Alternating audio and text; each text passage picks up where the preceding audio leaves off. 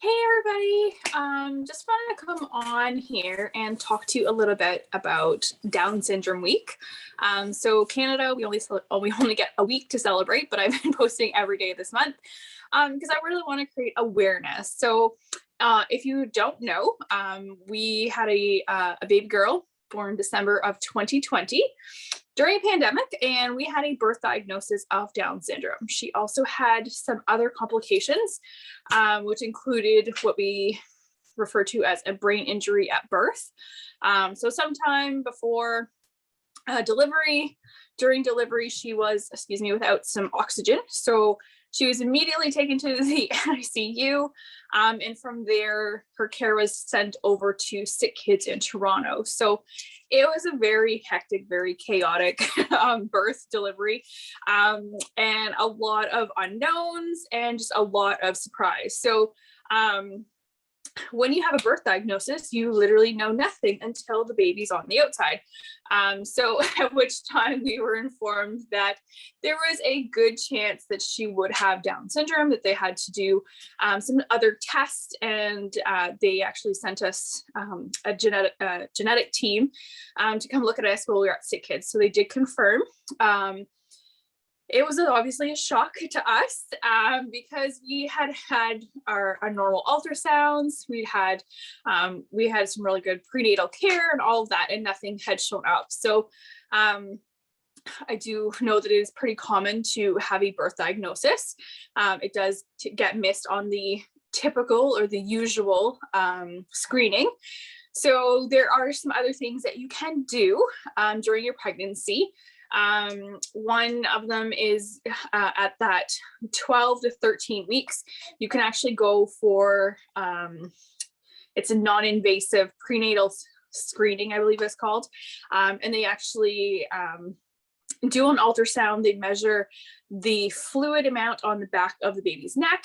And if that shows an increase, or it looks like there's too much fluid there, then that is like a red flag, and then they will go further. It's followed by blood tests, and there's some other invasive testing they can do as well. We really had no concern during our pregnancy, so we opted out of all of that testing. And we've learned a lot. So first of all, at birth, we were told, we kind of weren't really sure what was happening. We immediately thought it was something that I at least thought it was something that I had done, and it's not. So just a few things about Down syndrome that we have learned. It can happen to anybody, okay? So it does not matter your race, your ethnic background, doesn't matter if you are straight, non-straight, so whatever your sexual orientation is, it can happen to anybody. The statistics in Canada is 1 out of 800 births is a birth with a Down syndrome diagnosis. So we just happen to get those lucky odds. So it's like winning the lottery. So it's 1 in 800 chances. And we do try to use words like chances, or instead of risk, okay? Risk is negative. So we do want to spin this. We want to make this a positive, as positive experience as can be. I know it was very scary for myself at first because I just didn't know. So, and I think that's a lot of parents go through when they get that diagnosis at birth or even prenatal, is that they are being told old perceptions, old views of a Down syndrome diagnosis, and then they're having to see and recreate those values for themselves. So I was very lucky. We got connected with some people online within the first couple of months, and that really helped to kind of pull us all together and just really get some perspective on what the future might hold. Immediately when we got her diagnosis, I was broken. I literally cried for days. So I did have to have an emergency C-section. Lila was breech at 37 weeks, which we found out. So we were scheduled for a C-section. at 39 weeks. And then at 38 and 2, so Christmas Eve, that whole day, I had gone without really much movement. And I kind of just thought, I'm just kind of caught up in everything because we'd had a scheduled C-section plan for the following week. It was Christmas and like hustle and bustle. But anyways, by dinner time, I just knew something wasn't right. So I did phone my midwife. We went to the local ER in Little Current here. And we did have a check, and baby's heart rate was doing great. But she did call over to Sudbury and she talked to the OB on call, and it was suggested that I go over for a C-section emergency. So I got a lovely ambulance ride over to Sudbury on Christmas Eve, greeted by some amazing nurses, hospital staff at Health Sciences North in Sudbury. Got changed right away. They did a bedside ultrasound. She determined that baby had to come out right away. I was still waiting for my husband to come up from the parking garage. He wasn't able to come in the ambulance, so he followed over shortly thereafter. And all the nursing staff was so excited. This is going to be a Christmas baby, blah, blah, blah, blah. And our OB was like, if I can absolutely have anything to do with it, that baby's coming out now. So Miss Lila was born at 11:42 p.m. Christmas Eve. So that was the easiest part of the whole thing, was getting her out. We didn't even know for, oh my gosh, maybe an hour afterwards what we'd actually had. So most people find out their gender. We did not. So we were, my husband and I were still in the OR. They were still stitching me up, cleaning things up. And we were kind of just chatting amongst ourselves. And we had a nurse come by, and she's overheard a conversation. She's like, "Oh, you guys didn't know what you had."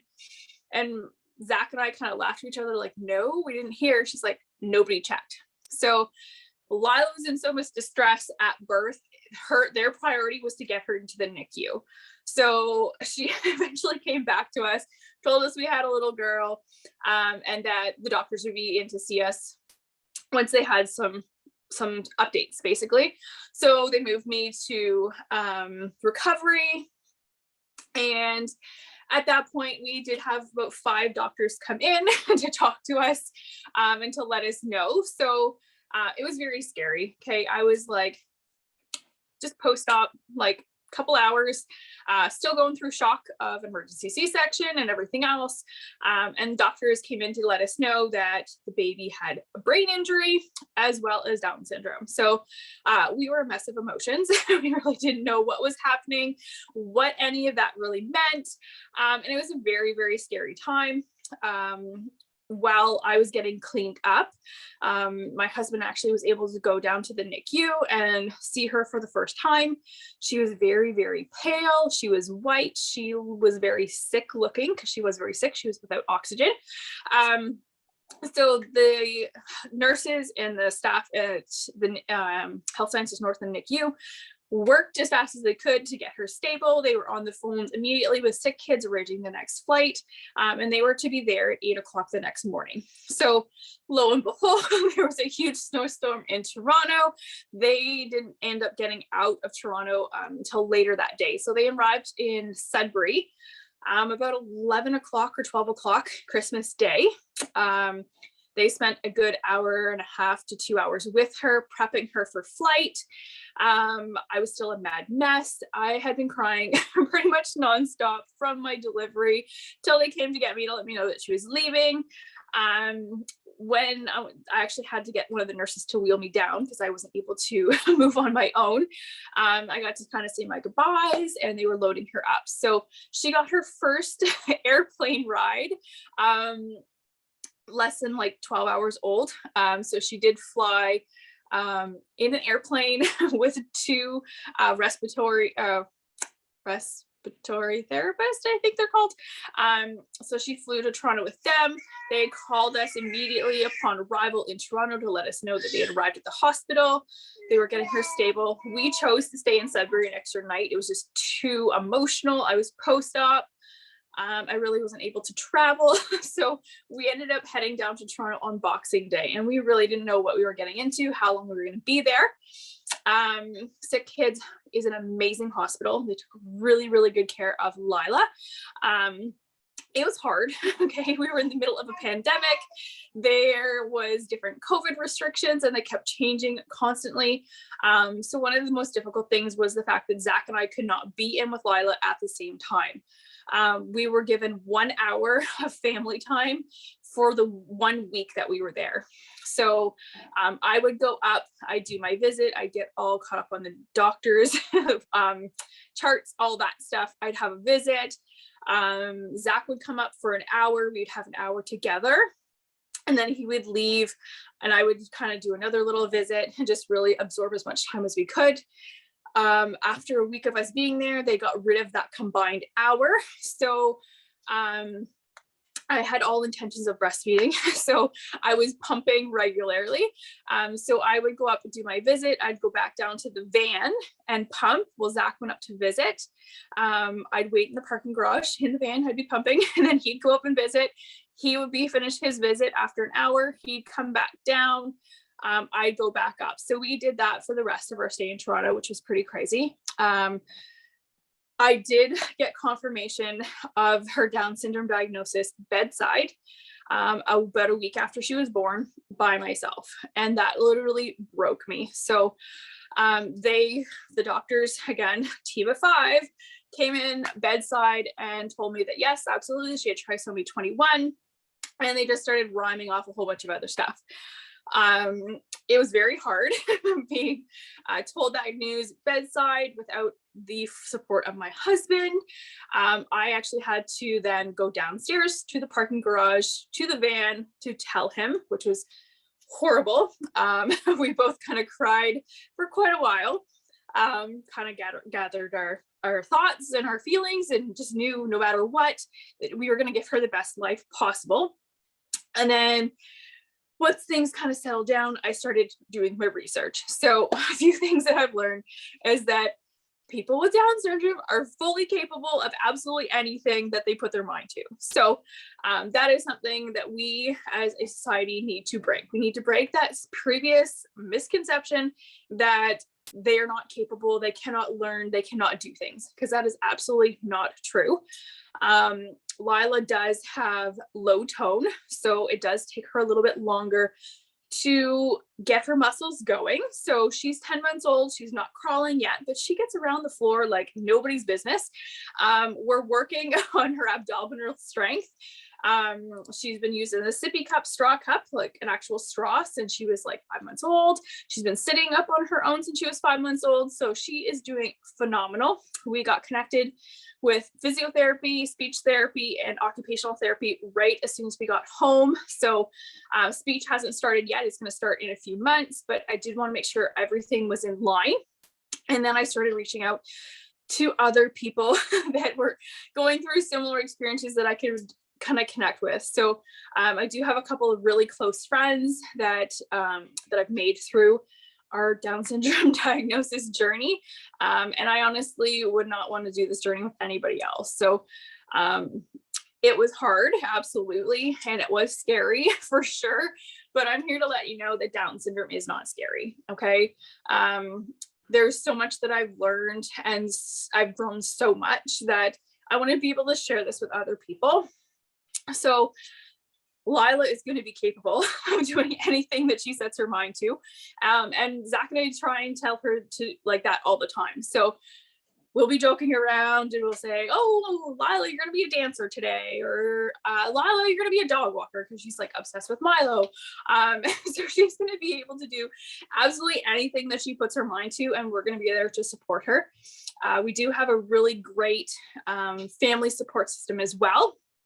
And I think that's what makes us truly, truly lucky, is just having everybody that actually loves her. Okay. We have a really amazing, what we call fan club. So it's a little Lila fan club. But yeah, we're here, we're doing this journey, we're learning together. I want to thank you guys all for reading our post this month and reaching out. I've got a ton of private messages from people saying, oh my God, I had no idea. I didn't even realize that. And that's the whole purpose. So there's a ton of things that most people do not know about Down syndrome. And we have this old perception of what it is. And we need to change that, because people with Down syndrome are thriving. Okay, they are prospering. If you haven't caught my post yet, I follow a bunch of different people on Instagram. I've found different athletes, models, superstars, okay, and they all have Down syndrome. There's actresses, actors, so everyone is fully capable of being whatever they choose to be. So yeah, and there's absolutely nothing you have done as a parent to cause Down syndrome, okay? It just happens. It happens right at conception, so most people have no idea until they go into either have that extra prenatal testing done, or they find out at birth. So there's nothing you could have done or did do to cause it or prevent it. That's not how it works. And basically it's just an extra chromosome. So we're all given 23 chromosomes. So 23 from your mom, 23 from your dad come together for your total of 46. Somewhere during that cell replication process, Lila got an extra one added on. So she's got a third copy of the trisomy 21. So you might see things like T21, so that's trisomy 21. It's basically that third copy. So that gives her 47 chromosomes. So it does change some of their features, obviously. You will see, the eye shape, the nose bridge. People with Down syndrome will often have the sandal gap between their big toe and their next toe. The Palmer's crease. Those are just some really common physical characteristics. And although there is some intellectual delay, it's typically very mild. One of the biggest obstacles to overcome is speech, and that's due to the low tone. So it just takes a lot more for those oral muscles to really work. And we are working through all of that. We're doing everything that we can. But yeah, so I absolutely am glad to be on this journey. Okay. If you would have asked me the day she was born, I would have said absolutely not, because I was just so much at one time. But I've actually really come to terms with things, and I'm really, really, really happy, and I absolutely love her more than anything in the world. But yeah, so if you're watching this and you have some questions, feel free to send me a message. I have no problem answering questions. I'd rather you ask me directly than to make up your own answer that's wrong and share misinformation. So we need to change the narrative of a Down syndrome diagnosis. We need to educate people on Down syndrome. And that's why I'm doing these posts, and we've been doing these shares, and I want to share you my Lila's birth story, is to create that awareness, because this could happen to anybody, but it's not a bad thing. It's different, absolutely, but it's totally, absolutely worth it. She's amazing. But yeah, so if you have any questions, let me know. Thanks so much for watching, for listening. And I hope you've really learned a lot this month. And I hope that by knowing us, so Zachary, myself, and Lila, that you will be friends with us and reach out to us and make sure that your kids are friends with us as well. So we would rather you come up to us and say, hey, how's it going, and talk to us, than to whisper and chat and stuff because you don't know what to say. We're just normal people. Lila's just a normal baby who loves being talked to. I know a lot of people talk to her in the grocery store, and I absolutely love it. So yeah, don't be afraid of us. We're nothing special, okay? Lila's just got a little something extra in the chromosomes. So thanks, guys, and I will look forward to hearing from you guys. Bye.